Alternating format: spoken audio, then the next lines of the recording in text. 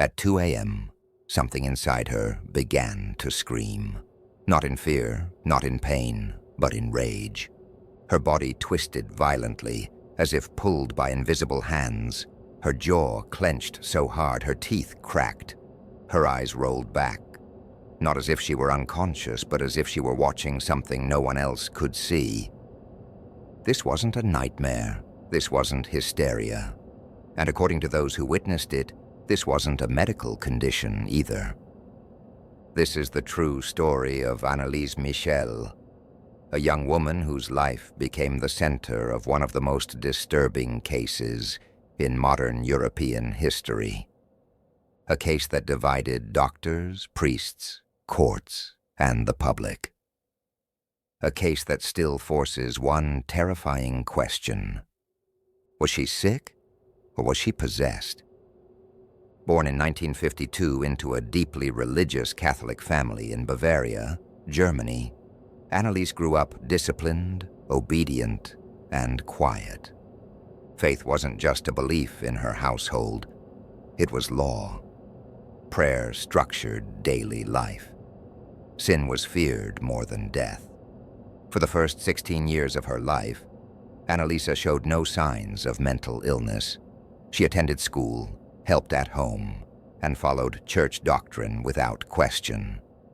Then in 1968, everything changed. Without warning, she collapsed. Her body convulsed violently, her muscles locked. She lost control of her limbs. When the seizure ended, she claimed she had felt something enter her body. Doctors later diagnosed her with epilepsy. Medication followed. Hospital stays followed. But instead of improving, her condition grew darker and far more disturbing. During prayer, Anneliese began seeing grotesque, distorted faces staring back at her from religious images.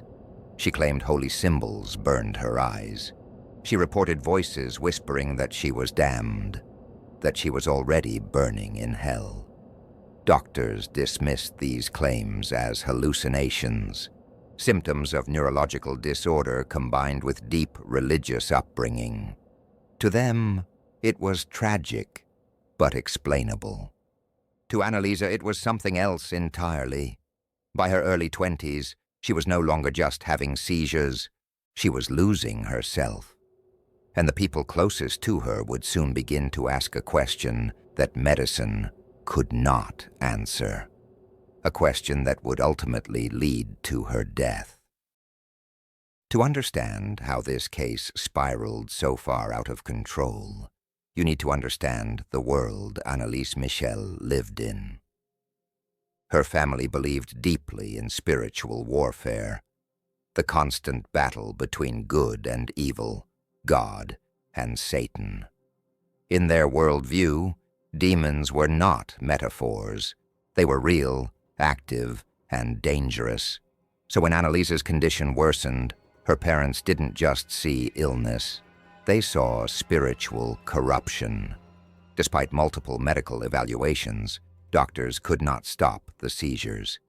The medication dulled her physically, but mentally she deteriorated.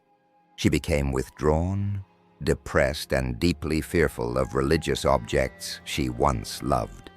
She began reporting voices, not random noise, but distinct personalities. They insulted her, ordered her, threatened her with eternal punishment.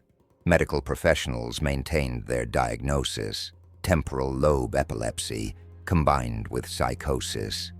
But there was a problem. The treatments weren't working. By the early 1970s, Anneliese's behavior grew increasingly violent and irrational. She screamed for hours. She lashed out at family members. She destroyed religious items, then begged forgiveness afterward, sobbing uncontrollably. At night, she refused to sleep in a bed. Instead, she lay on the cold stone floor, claiming it reduced the pain caused by what was inside her. Her eating habits collapsed. She stopped consuming normal food. Witnesses later testified she ate insects, flies, spiders, and drank her own urine. According to her, the voices forbade her from eating. Her parents were desperate. In 1973, they approached the Catholic Church and formally requested an exorcism. The request was denied. Church officials insisted Annalise continue medical treatment. Exorcism, they argued, was a last resort. And dangerous. But as months passed, Annalisa deteriorated even further. Eventually, one priest took a closer look. Father Ernst Alt observed her behavior firsthand. Unlike doctors, he didn't dismiss her claims outright. He watched her react violently to prayers. He listened to her speak in altered voices, and slowly he became convinced that something more than illness was at play. In 1974, he requested official permission from the Bishop of Würzburg to perform a major exorcism under the Roman ritual. Again, the request was denied. But Annalisa didn't improve. She collapsed repeatedly. She lost consciousness. She grew dangerously thin. And by 1975, the church finally changed its position.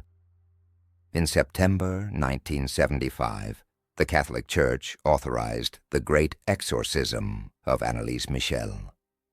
What followed would become one of the most disturbing spiritual procedures ever documented in modern Europe. For the next 10 months, Annalise underwent 1 to 2 exorcisms every week. The rituals were violent. During sessions, her body contorted so severely that 3 grown men were required to restrain her. At times, she had to be bound with chains to prevent serious injury. Her voice changed.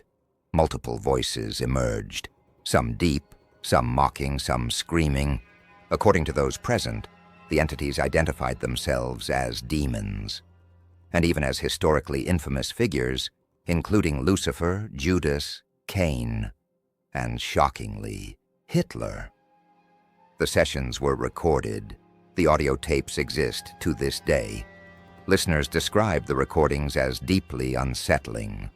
Voices overlapping, snarling, arguing with one another, claiming ownership over her body. Between rituals, Annalisa continued to weaken. She stopped eating almost entirely. She could barely walk.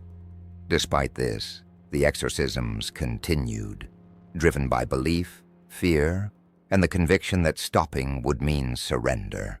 At times, she claimed to see visions of Jesus, the Virgin Mary, saints, and angels. She believed she was suffering as a form of atonement, a sacrifice for others. But physically, she was failing. By the summer of 1976, Annalisa weighed just 30 kilograms. On June 30th, during the final ritual, she was burning with fever, barely conscious. Her last words to the priests were a plea for absolution. Her last words to her mother were far simpler. "Mother, I'm afraid." The next day, July 1st, 1976, at noon, Annalise Michel died. An investigation began immediately. The autopsy concluded that Annalisa had starved to death. Medical experts testified that had she eaten even a week earlier, she would have survived. Her parents and the priests were charged with negligent homicide. In court, the defense played the exorcism recordings. Some listeners were horrified, others were convinced. Doctors testified the case was medical tragedy. Religious supporters argued it was spiritual warfare. The court ruled no possession, only illness. Yet the controversy didn't die. Rumors spread that her body had not decomposed. A nun claimed Annalisa appeared to her in a vision. The body was exhumed. It had decomposed normally, but belief doesn't require evidence. Today, Annalise Michel's grave has become a pilgrimage site in Germany. Some visit to pray for her soul, others to prove possession is real, others still to remember what happens when belief replaces care. Her story inspired films, books, and endless debate. Was she possessed?